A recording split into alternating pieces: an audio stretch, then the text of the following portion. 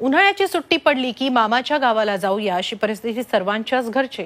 मात्र उन्हाळ्याच्या सुट्टीत जर घराला टाळं लावून जाणार असाल तर जरा जपून, कारण त्याची तुमच्या घरावर नजर आहे। पाहूया कोण आहे हा। उन्हाळ्याची सुट्टी एन्जॉय करायला जाताय, मामाचं गाव, परदेश असं प्लॅनिंग आधीच ठरलंय? घर 10 ते 12 दिवस बंद ठेवणार आहात तर जरा जपून, तुमच्या याच मजा मस्तीला गालबोट लागू शकतं, कारण तुमच्या बंद घरावर आहे कोणाची तरी नजर। कारण चोरट्यांसाठी शालेय सुट्ट्यांचा कालावधी म्हणजे पर्वणीच असते। नाशिक शहरातील उपनगर, अंबड आणि नाशिक रोड या विविध परिसरातील 3 ठिकाणी घरफोडी करून चोरट्यांनी सुमारे 2 लाख रुपयांचा ऐवज चोरून नेलाय। पेट्रोलिंग वाढून पोलिसांनी घरफोड्यांचा बंदोबस्त करण्याची मागणी नागरिकांकडून केली जाते। त्यामुळे सुट्ट्यांपूर्वीच सक्रिय झालेल्या या चोरट्यांना रोखण्याचं मोठं आव्हान पोलिसांसमोर आहे।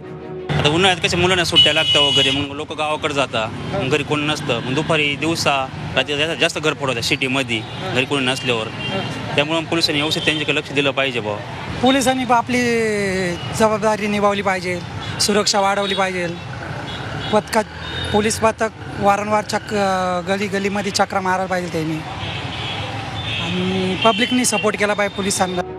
घरफोडीची गेल्या 3 वर्षातील नाशिक शहराची आकडेवारी पाहिली असता 2018 दिवसा 12 रात्री 33, 2017 वर्षभरात दिवसा 72 रात्री 247, 2016 वर्षभरात दिवसा 49 रात्री 238 इतक्या चोरीच्या घटनांची नोंद झाली आहे। चोरांचा बंदोबस्त लावण्यासाठी विशेष पोलीस पथकही तैनात करण्यात येणार असल्याचं नाशिक पोलिसांनी सांगितलंय।